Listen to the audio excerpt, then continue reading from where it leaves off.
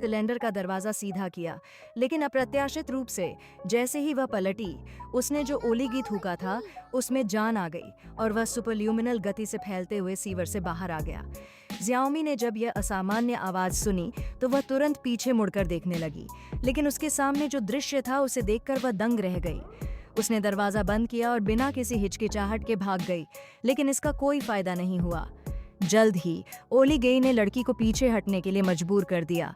जियाओमी इतनी डर गई कि उसने खुद को बचाने के लिए जल्दी से झूमर उठा लिया। जिस भाग पर विद्युत का झटका लगा था वह तुरंत ही पत्थर बन गया और ऐसा लगा कि राक्षस अस्थायी रूप से रुक गया। ने कमरे से भागने का अवसर लिया और लिफ्ट दूर ले जाने की कोशिश की, लेकिन राक्षस मुक्त हो गया और फिर से उसका पीछा। सौभाग्यवश समय रहते दरवाजा बंद कर दिया गया। हालांकि इससे पहले कि लड़की खुश हो पाती, राक्षस फिर से लिफ्ट में आ गया और उसे तुरंत रोक दिया। लड़की के भाई ने उसे ढूंढ लिया और सफलतापूर्वक उसे बचा लिया। पता चला कि पिछली सुबह लड़की की सबसे अच्छी दोस्त कुइहुआ उसे बाहर ले जाने के लिए गाड़ी लेकर आई थी, लेकिन उन्हें यह नहीं पता था कि यह जादुई शक्तियों वाली कार थी।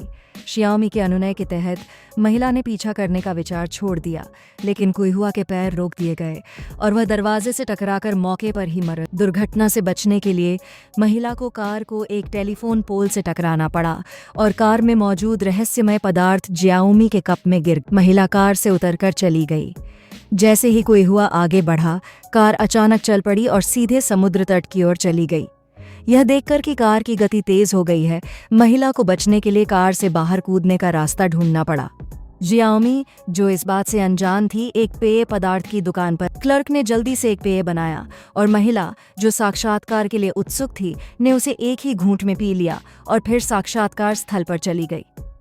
कौन जानता था कि जब वे काम के बारे में बात कर रहे थे तो जियाओमी की नाक से अचानक खून बहने लगा और खून अजीब तरह से काला हो गया और सिंक में उल्टी करने लगी, जिसके कारण यह घटना घटी। फिर वे अपने पिता को खोजने के लिए जाने को तैयार हुए, लेकिन जैसे ही वे मेट्रो में चढ़े, अचानक लाइट चली गई, जिससे शियाओमी अन्य दो से अलग हो गई।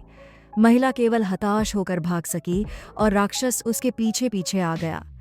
जियाओमी के ट्रेन से उतरने के बाद उसने पाया कि निकास द्वार बंद कर दिया गया था। राक्षस उसके ठीक सामने था।